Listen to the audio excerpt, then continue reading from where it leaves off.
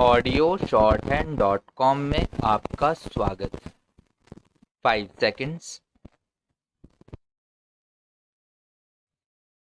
Start.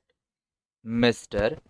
Deputy Chairman, the generous support which the honorable members of this House have been good enough to accord to this measure is a source of courage and strength to me, but it is equally a source of embarrassment because I do not consider this bill to be the end of the process. It is the beginning of the process, and the success of this bill will not be judged by the provisions contained in it, but by their implementation.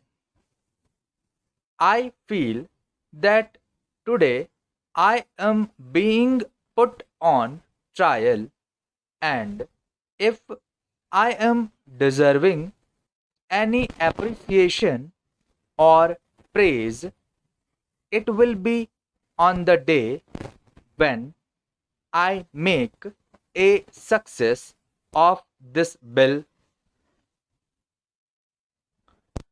Now, from the debate that has been held in this House, I have a feeling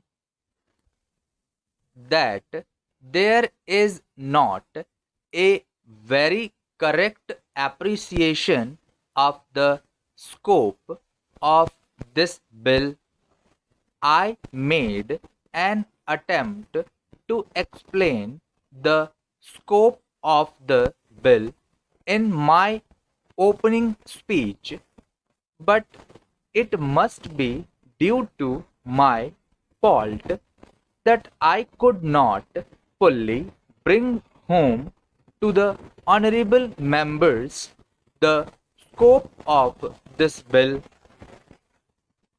This bill presents only a part of an integrated picture which was drawn up by the Rural Credit Survey Committee.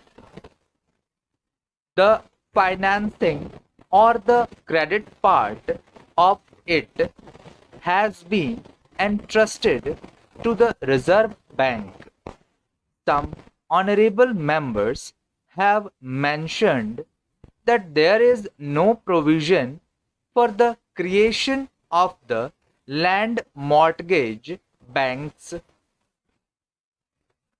I submit that there should have been no provision for the creation of the land mortgage banks because that is the credit side which has been handled by the Reserve Bank.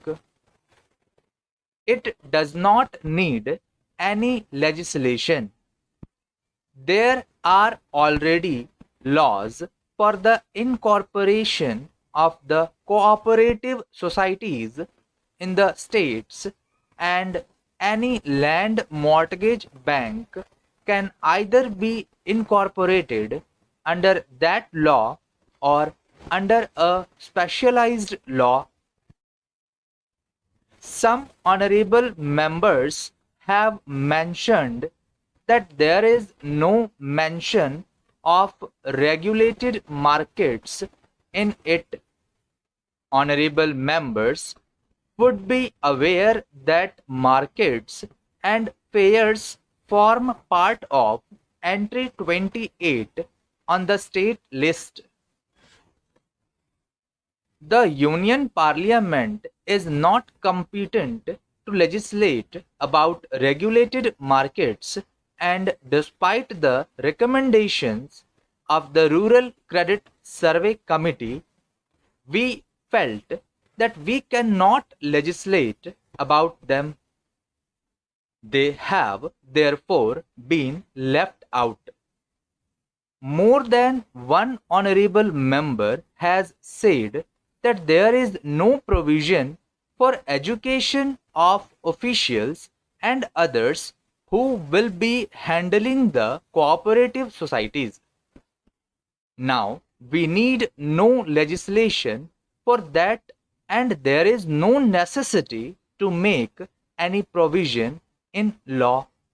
There is already a high class college in Pune which imparts education to the highest type of officials needed for cooperative societies.